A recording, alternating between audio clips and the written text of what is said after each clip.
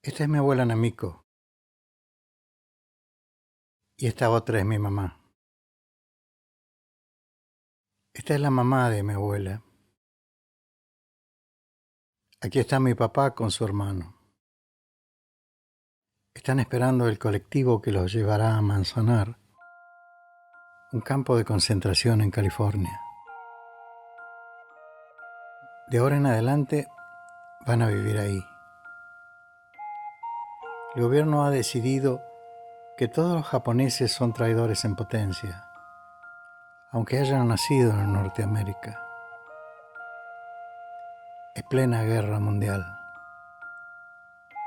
Mi mamá nació en San Francisco y hablaba perfectamente en inglés, pero eso no le sirvió de nada. A mi abuelo le dieron 10 días para que vendiera la casa y su negocio, pero no consiguió compradores. Otros debieron venderla a precio vil. La ciudad estaba llena de casas vacías que habían dejado los japoneses. ¿Quién cuidará la casa cuando nos vamos?, le preguntó mi mamá a mi abuela. Esta no supo qué contestarle. A sus vecinos, los Nakamura, les confiscaron la casa y sus ahorros porque eran propiedad enemiga. El país a esa altura era un volcán de rumores. El último chisme fue que los japoneses se estaban preparando para invadir California. La otra gente del barrio miraba torcido a mi familia. Mis padres vivían con mis abuelos en las afueras de San Francisco, en un barrio con gente de todos lados. El mejor amigo de mi hermano era un mexicano que al final ya no le hablaba. Manzanar estaba en un valle de California. Era uno de los 10 campos de concentración para japoneses.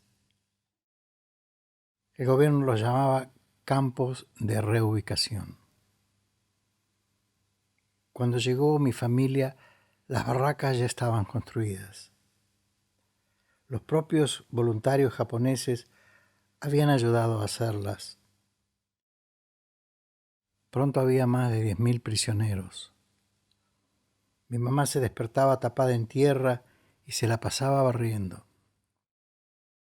En verano el calor era insufrible y los inviernos eran muy crudos. El campo estaba cercado con alambradas de púas a cargo de centinelas armados. Si alguien intentaba fugarse, los centinelas abrían fuego. Las barracas tenían paredes de cartón prensado y letrinas comunes sin tabiques. La gente hacía sus necesidades a la vista de todo el mundo. Pero mis padres, en cierto modo, fueron felices ahí. Para los más chicos, Manzanar fueron como unas vacaciones. El paisaje que los rodeaba semana a semana mostraba alguna mejora. Todos colaboraban en los jardines que diseñaba la familia Nakamura, con estanques y cascaditas. También se hizo un campo de béisbol y una cancha de vóley. Un día todos se despertaron con una revuelta de prisioneros que fue reprimida a los tiros. Hubo muertos y todo. Al final de la guerra los liberaron y debieron marcharse por su cuenta. Les dieron $25 y un boleto de tren a cada uno. Pero muchos no querían marcharse, pues no tenían a dónde ir. Entonces los echaron por la fuerza. Como se habían quedado sin nada, unas cuantas familias de japoneses emigraron a Buenos Aires. Por eso yo nací en la Argentina. Un día le pregunté a mi mamá cómo fue que vinieron a dar aquí. Ella dijo que este país fue de los pocos que se negaron a mandar a sus japoneses a los campos de concentración de California, como quería Estados Unidos.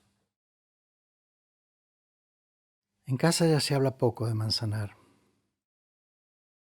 Si el tema surge en alguna charla, nunca faltará alguien que salga con algo raro, por ejemplo diciendo que no eran verdaderos campos de concentración, ya que no había hornos de gas ni los torturaban.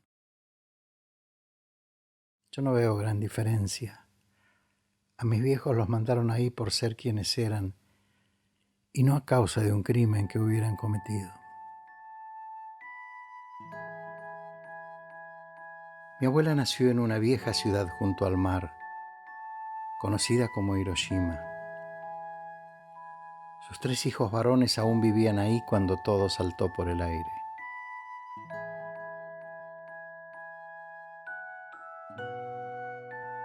Ninguno sobrevivió. Cuando Namiko fue liberada en Manzanar, ignoraba lo de Hiroshima. Mi abuela estaba feliz por su libertad. Salió tirando besitos a los soldados, jurando que no los iba a olvidar. Solo cuando volvió a San Francisco supo lo de la bomba. Desde entonces, mi abuela se convirtió en otra persona.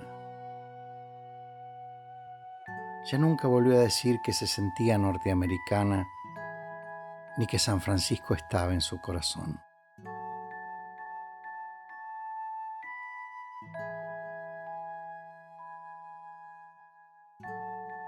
A mi papá, hasta la fecha, Manzanar todavía se le aparece entre sueños. Sueña con la cancha de béisbol y con los frutillares donde trabajaba mi abuelo.